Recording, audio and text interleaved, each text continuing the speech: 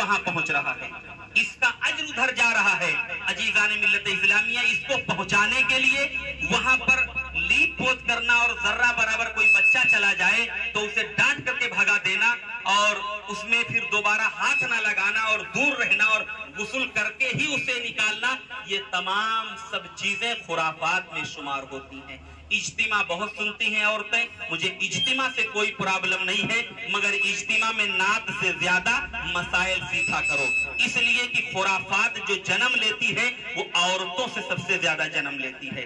अल्लाह तबारक ताला के प्यारे हबीब ने इरशाद फरमाया, औरत की जन्नत उसके शौहर के कदम है, औरत की जन्नत उसके शौहर के कदम हैं, मगर इल्ला माशाअल्लाह मुअल्लिमा जो आती हैं, जो आलिमा होती, मैं उनको भी जानता हूं, वही सबसे ज्यादा अपने शौहर की नाफरमान होती है। अक्सर आलिमा गुड्डू भाई, अक्सर आलिमा तलाक याफ्ता बैठी हुई है। अब बताओ क्यों? रीजन क्या है? रीजन ये है, औरत जात को जर्रा बराबर अगर उरूज मिला तो घमंड जरूर पैदा होता उसके अंदर। वो ये सोचती है कि हम हैं आलिमा और हमारे अंदर है इल्म, तो हम गुलामी कैसे करें? अरे नादान, गुलामी ही में तो जन्नत है तेरी, शौहर की गुलामी ही में जन्नत है। इल्म चाहे जितना हासिल कर ले, नमाज़े पंजगाना अदा कर, हजरत फातिमा ज़हरा से तो नहीं बढ़ सकती है आगे। हजरत फातिमा ज़हरा की जिंदगी पढ़, 70 पेवन उनके चादरे ततहीर में लगे थे, 70 पेवन उनकी चादरे ततहीर में लगे हुए थे। और खिदमत का हाल ये है कि वो घर की चक्की भी पीसती हैं, कुएं से पानी भी लाती हैं, मौलाए कायनात अली मुश्किल कुशा के लिए खाना भी बनाती हैं, हसनैन करीमैन की परवरिश भी करती हैं और अपने रब का वो सजदा भी करती हैं। और इतना लंबा सजदा करती हैं कि जब ईशा की नमाज के लिए वो सजदा करती तो फजर की आजान हजरत बिलाल दे दिया करती। क्या इससे बड़ी कोई दुनिया में आलिमा पैदा हो गई? तो उनको तो कह देना चाहिए हजरत अली से कि जाओ यार तुम अपना काम करो, मैं तो जन्नत की सरदार वैसे ही हूँ, रसूल की बेटी हूँ, मुझे क्या जरूरत है खिदमत करने की, नौकरानी सब लगा लो काम हो जाए। मगर नहीं प्यारे, वो फातिमा ज़हरा है, वो हसनैन करीमैन की माँ है, वो जन्नती जवानों की औरतों की वो सरदार हैं। उन्होंने अपनी जिंदगी का आइडियल, अपने आप को आइडियल बना करके उम्मत मोहम्मदिया को दिया कि तुम किसी और को देखकर अपने आप को न सुधारो, ऐश्वर्या राय को देखकर न सुधारो, न किसी और हीरोइन के चक्कर में पड़ो, न सास बहू के झगड़े की सीरियल देखकर सुधरोगे। अगर सुधरना है तो फातिमा ज़हरा की कनीज बनकर फातिमा ज़हरा रज़ी अल्लाह ताला अन्हा की तुम गुलाम हो जाओ, तुम सुधर जाओगे। उनकी जिंदगी सुनो, जब कभी सुनो तो यही कहा करो कि उनकी जिंदगी सुनाओ, उनकी जिंदगी से सुधार पैदा होगी औरतों में, उनको उनका घमंड खत्म होगा, गुरूर और तकब्बुर खत्म होगा। हजरत फातिमा ज़हरा सलामुल्लाह अलैहा रज़ी अल्लाह ताला अन्हा, अजीज़ान मिल्लत इस्लामिया, वो मकाम, कौन सा मकाम? किसी वली को अगर विलायत मिली है तो फातिमा ज़हरा के सदके में मिली है। मेरे आका ने इरशाद फरमाया, फातिमा मेरे जिस्म का टुकड़ा है, फातिमा मेरे दिल का टुकड़ा है। अल्लाह के हबीब ने फातिमा को अपने जिस्म का टुकड़ा बताया है और फरमाया कि मैंने जो कुछ है सब फातिमा को दिया है, फातिमा के सदके में सबको मिला है। वही फातिमा ज़हरा सलामुल्लाह अलैहा है। उनकी जिंदगी पढ़ो, उनकी जिंदगी पढ़ोगी तो कामयाब हो जाओगी। इज्तिमा हफ्ते में तुम 4 मरतबा सुनो, कभी तुमको फायदा नहीं मिल सकता है जब तक अपने शौहरों की खिदमत करने वाली नहीं बन जाती हो। हालांकि ऐसा होता है, शौहर को जबान दराजी और फट से जवाब दे देना ये गुस्ताखी में शुमार है। अल्लाह के हबीब की बारगाह में एक सहाबी हाजिर हो गए, उन्होंने कहा या रसूल अल्लाह, शौहर की खिदमत औरतें कितनी करें, कितनी करें कि जो अपने शौहर के हुकूक को अदा कर ले जाएं। अल्लाह के हबीब इरशाद फरमाते, बुखारी शरीफ की हदीस पाक है, इरशाद फरमाते हैं कि शौहर के जिस्म में फोड़े और फुंसी निकल जाएं, उसमें से मुआद बहने लगे, औरत अपनी जबान से चाट कर साफ कर दे, उसके बावजूद भी अपने शौहर के हुकूक को अदा नहीं कर सकती, नहीं अदा कर सकती है। मगर नखरेबाजी, अल्लाह रहम करे, नखरे देखो, नखरों का हाल देखो और चलने की स्टाइल देखो और जमीन पर गिर गिर पड़े और कैमरा जूम करके दिखाए। कल की बारात में मैंने देखा यार, 2-4 तो गिर गए और कैमरा वाला बड़ा कमीना था, जूम कर देता था जो गिर गया और मैं उधर ही देख रहा था। उनके चलने का स्टाइल देखो, गिद्ध तो चले गए, दूसरे गिद्ध पैदा हो गए। ऐसे घात कर लिया इसलिए कि उनका भारी भरकम जो लिबास है उसको बड़ा सा करने के बाद अब वो चलती हैं। अल्लाह रहम करे, ऐसा लग रहा है कि ये मतलब इधर गिर सकती है, इधर गिर सकती है, और सब हंस रहे हैं। ऐसा लिबास कि जिसे दुनिया हंसे, ऐसा चलना कि जिसे दुनिया हंसे, उंगली उठाए, इसको अब फैशन का नाम दे दिया गया। कहते और अच्छा लग रहा है। अच्छा नहीं लग रहा है, तुम्हारा मजाक उड़ाया जा रहा है। तुम होश में आ जाओ, अपने आप को पहचानो। इस्लाम की शहजादी हो तुम। इस्लाम ने तुमको अपनी शहजादी बताया है। शहजादी बादशाह की होती है, इस्लाम बादशाह है, मज़हब इस्लाम बादशाह है, और बेटियों को कहा कि ये मेरी बेटी शहजादी है। इतना ऊंचा रुतबा दिया है और बेहतरीन लिबास तुमको दिया है। उस लिबास से हट करके तुमने अपनी पसंद का लिबास निकाला है और उसको भी पढ़कर, चलकर, पहन करके चलना, ये तुम्हारी हंसी है, ठट्ठा मजाक है। इसलिए अपना मजाक ना बनाओ, ये सब खत्म हो जाएगा। दिल को चमका लो तो कामयाब हो जाओगे, जाहिर के चमकाने से कुछ नहीं होगा। आला हजरत हमेशा यही दुआ करते रहे और यही पढ़ते रहे, चमक तुझसे पाते हैं सब पाने वाले, मेरा दिल भी चमका दे चमकाने वाले। वो दिल जब चमक जाता है तो शौहर की अजमत समझ में आती है। जब दिल चमक जाता है तो सास और ससुर की खिदमत करने वाली होती है। जब दिल चमक जाता है तो उसका घर भी चमक जाता है। जब दिल चमक जाता है तो बच्चे काबिल पैदा होते हैं, वो औरत परहेजगार हो जाती है। और दिल मुर्दा हो जाए, दिल उसका जमीर मर जाए, तो फिर कोई कुछ भी कहता रहे, कोई फर्क नहीं पड़ता है। तुम इस्लाम की मानने वाली हो, तुम्हारा आइडियल हजरत फातिमा ज़हरा है। मज़हब इस्लाम ने तुमको शौकत दिया है, शान दी है, तुमको इज्जत दिया है, बराबरी का हक दिया है, तो उसे पामाल ना करो, उसे बर्बाद ना करो।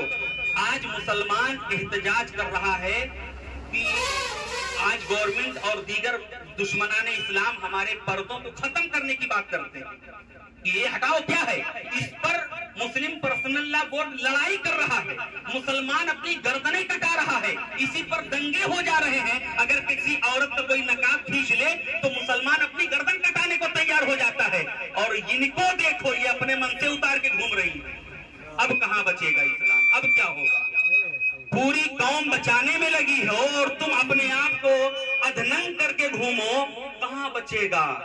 अब उसी बुर्के को, उसी लिबास को गैरों ने पहन करके और जाकर के कुछ कांड किया और बदनाम तुमको किया। तुमने इसे छोड़ दिया, जिस पर्दे को मेरे आका लेकर के आए, जिसे जिब्रील अमीन ने ला करके सुनाया, जिसे कुरान ने बयान किया, जिसकी अजमत को परवरदिगार आलम ने बयान किया, उसको तुमने बोझ समझा।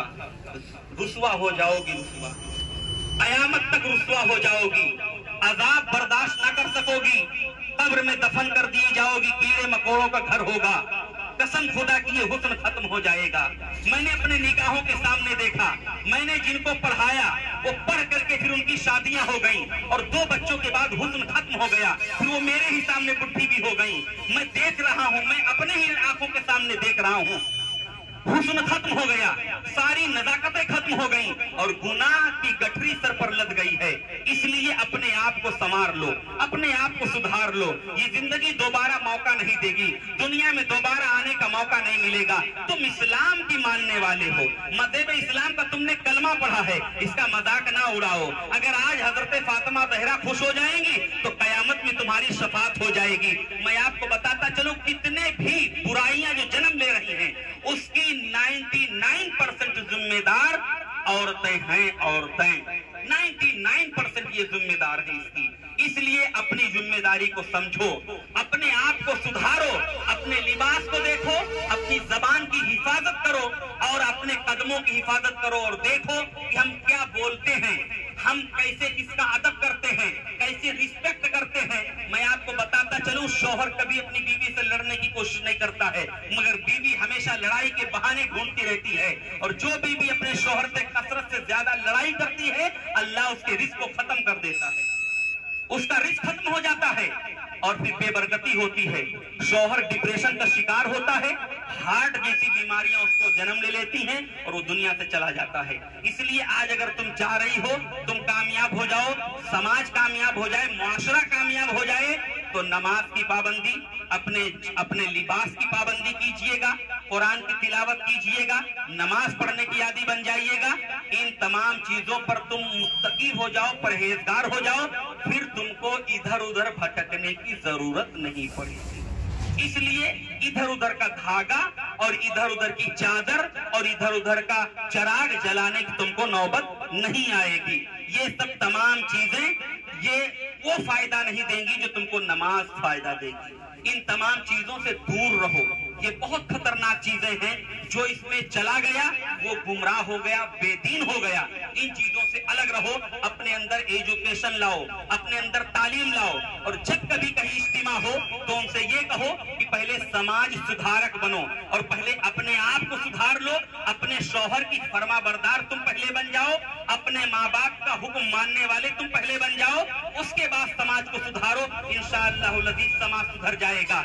अजीज़ाने मिल्लत इस्लामिया, मैं मदरसों का जायजा लिया, मैंने देखा मदरसों की सरजमीन पर जितने भी मुअल्लिमात और आलिमात तालीम याफ्ता और तालीम दे रही हैं, इनके तालीम देने का अंदाज ये मैं आपको बताता चलूं। तुमने सोशल मीडिया पर भी तुम देखो इनको, इनका लिबास मामूली नहीं होता है। इतना कीमती ज़र्क बर्क वाला लिबास, इतना कीमती, और हाथ पैर बाल बचा नहीं जिसमें हर वक्त मेहंदी ना चमकती हो। और जो उनका फेस आईसीएल और जितना उनका मेकअप है वो नॉर्मल और मामूली नहीं है, बहुत ज्यादा कीमती है। वजह क्या है?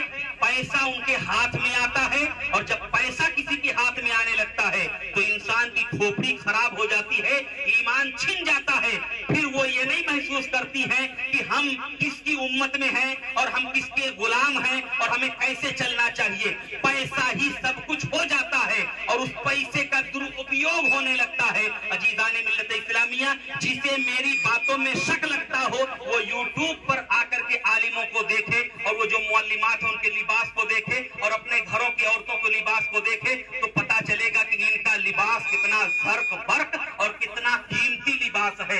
ये मामूली लिबास नहीं है। जो बच्चियां हमने एडमिशन करवाया कि जाकर पढ़ करके आओ, उन्होंने कहा कि मौलाना साहब पढ़ाने के नाम पर बेवकूफी है, पढ़ाती तो है ही नहीं।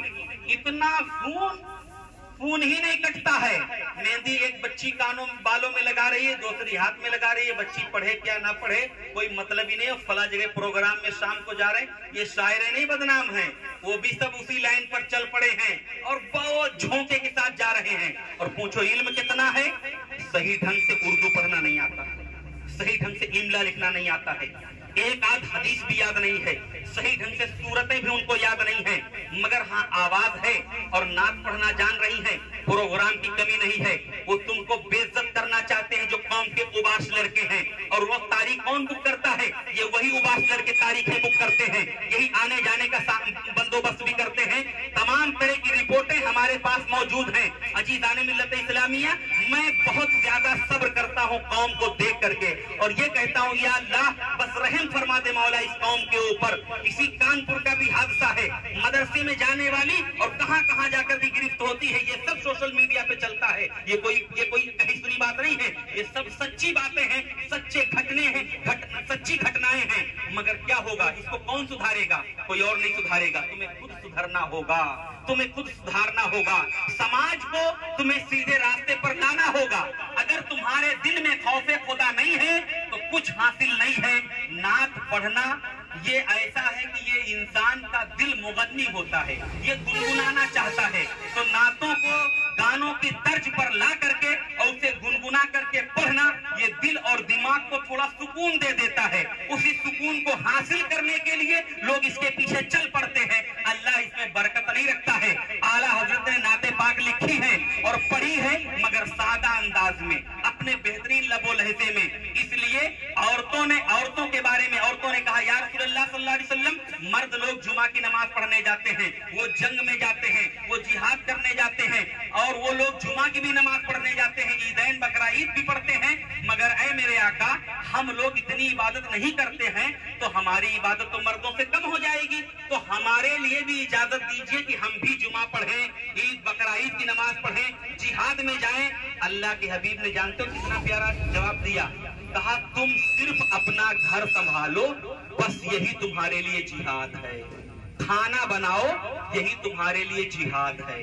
बच्चों की परवरिश करो, यही तुम्हारे लिए जिहाद है। इसलिए जब शादी हुई तो अल्लाह ने मर्द को कमाने का पाबंद बना दिया कि तुम कमाई करके लाओ, अपना पेट पालो, अपनी बीवी का पेट पालो, अपने बच्चों का पेट पालो। बीवी को नहीं हुक्म दिया कि तुम कमाने जाओ। मगर मुआशरे में, समाज में ऐसा हुआ कि आप देखिएगा, जॉब जो है, नौकरी लड़कों को नहीं लड़कियों को मिल जाती है। अब आप कहोगे क्यों? तो कुछ जाहिल आदमी कहते हैं ये कमीनवा पढ़वे नहीं किए हैं, बिटिया पढ़े 15 इसलिए नौकरी कर रही। नहीं, तुम समझे नहीं इसके पीछे का रीजन। बेटियां जो नौकरी कर लेती हैं वो 5000 और लड़का कहेगा हम 15 लेंगे। क्यों?